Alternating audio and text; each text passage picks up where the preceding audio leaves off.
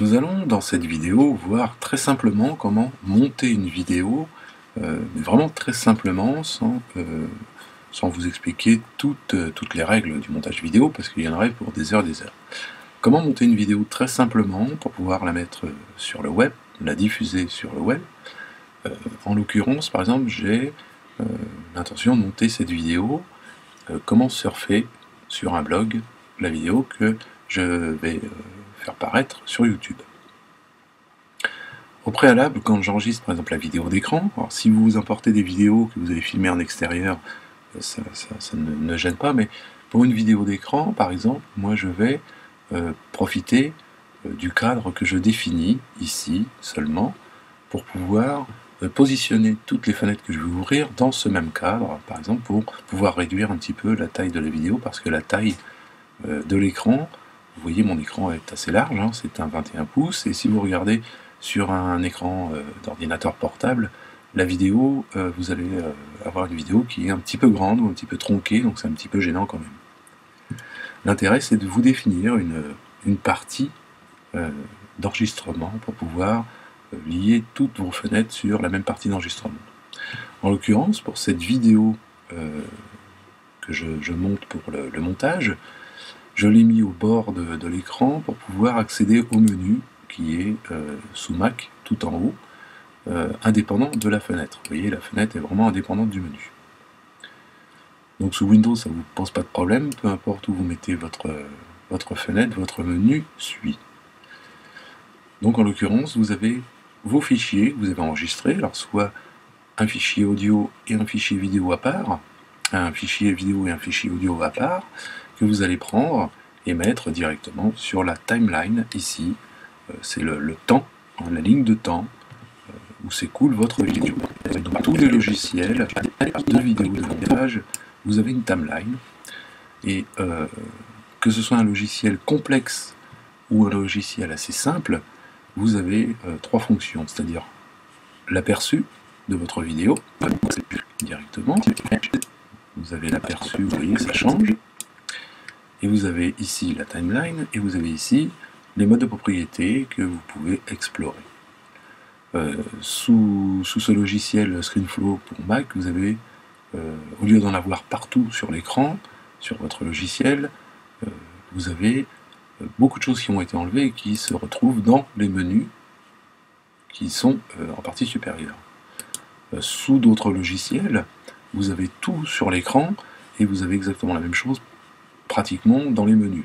Donc ils ont trouvé l'intérêt, c'est de faire simplifier et d'avoir un maximum de choses dans les menus si on a besoin, ou également sur les clics droits.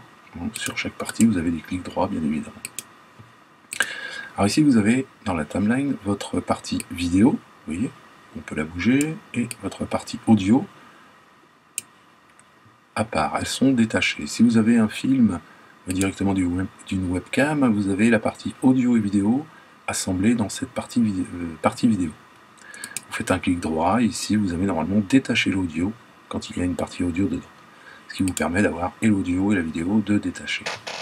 Ça peut être utile si vous voulez, par exemple sur une séquence, vous êtes en train de montrer un cheval qui court dans un pré, de couper le vent, si on entend le vent par exemple dans votre vidéo, et de pouvoir mettre de la musique en attendant par exemple. Ça peut être intéressant. Il faut comprendre que chaque chose peut être modifiée, chaque chose peut être réglée. Vous avez par exemple la partie du micro, le micro interne, vous allez pouvoir régler. Alors, vous trouvez dans votre menu la partie audio, propriété de l'audio. Et vous allez pouvoir par exemple monter le son de votre vidéo à 120% ou 150% ou 200%. Ce qui permet d'avoir un audio un peu plus élevé si jamais vous n'avez pas enregistré très fort. Bonjour et bienvenue sur le site de la conceptionvideo.fr. Je fais une vidéo pour montrer un petit peu comment fonctionnent les blogs en général, et surtout les blogs bien conçus, les blogs qui sont... donc voilà, le son est déjà de bonne qualité, donc ce n'est pas flagrant. Si vous avez un son assez faible, vous verrez que vous arrivez à augmenter énormément le son. Vous avez toujours une fonction d'atténuation, vous avez toujours des fonctions de boost de son, ou alors carrément les effets, hein, pour faire des effets présence, salle cathédrale, etc. etc.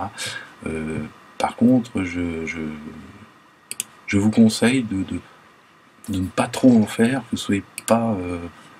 faut vraiment essayer d'avoir le plus naturel possible, la vidéo le plus naturelle possible, de ne pas faire trop de montage et de bidouillage pour avoir une vidéo complètement folle, sauf si vraiment c'est l'esprit recherché pour une démonstration par exemple, mais évitez de trop en mettre.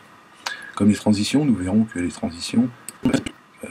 transitions sont utiles pour, par exemple, quand vous avez fait une erreur ou vous avez un blanc entre les deux, pour pouvoir mettre une transition pour changer par exemple de page, ou changer de vidéo, ou changer de lieu, mais n'abusez pas trop non plus de transition.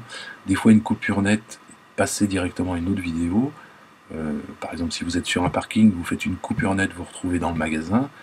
Si vous avez filmé le magasin à l'entrée du magasin, vous coupez net, vous êtes dans le magasin, les gens comprennent très bien que vous êtes entré dans ce magasin.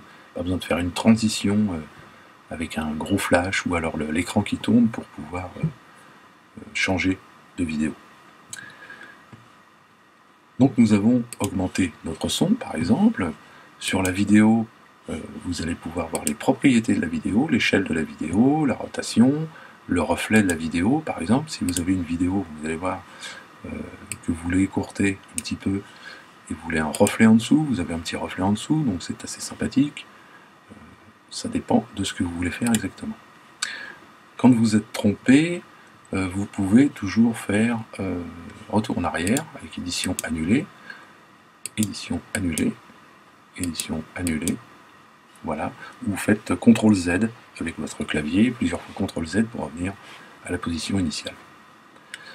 Dès le départ, quand vous allez monter, vous allez commencer à enregistrer votre montage. Vous faites fichier, enregistrer, vous enregistrez votre montage, vous le nommez pour pouvoir justement, on ne sait jamais s'il y a un bug, conserver les parties où vous avez déjà travaillé. Alors l'intérêt, par exemple, va être de cadrer cette vidéo, couper cette vidéo. Nous allons voir que c'est assez simple quand nous prenons, par exemple, sur les propriétés. Vous allez pouvoir aussi zoomer sur certaines parties. Vous allez pouvoir aussi incrémenter du texte. Vous allez pouvoir mettre des annotations. Vous allez pouvoir sélectionner un curseur de souris, par exemple, pour pouvoir montrer quelque chose. Quand vous avez montré quelque chose avec votre souris, vous avez tout un tas de choses que vous pouvez faire. Vous allez trouver dans votre menu, dans tous les logiciels de montage, qu'ils soient complexes ou assez simples, vous trouverez toujours plein de petites fonctions, comme afficher la touche, les touches de modification enfoncées. Si vous faites un CTRL Z par exemple, vous cliquez ici et vous le verrez apparaître, CTRL Z, appuyez sur CTRL Z ou clavier CTRL Z, ça indique aux gens que vous avez appuyé sur CTRL Z pour faire cette manipulation. Donc nous allons par exemple partir au départ sur le début de la vidéo. À la fin de la vidéo, généralement, il n'y a plus rien à voir, il n'y a plus de son. C'est vraiment pour couper le son de la vidéo. Je vais augmenter un petit peu le son.